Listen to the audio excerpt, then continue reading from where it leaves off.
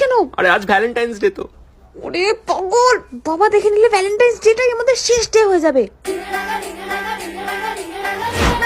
Happy Valentine's day. ও মা কি cute. হ্যাঁ এবার তুই রেখে দে। তোর জন্য তো এনেছি। আরে বলো, দেখলো বাবা দেখলে কি হবে জানিস? চুপচাপ বাড়ি নিয়ে যা। আজকে না তোকে বেশ মিষ্টি লাগছে। Thank you. কাকিমা, দাদা আপনার ভাড়া কত? ভালো আছে কাকিমা? 500 টাকা। এই তোকে ঈশানী 2 ফোন করছে।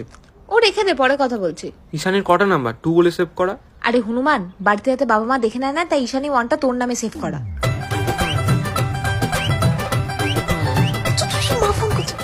হ্যালো মা।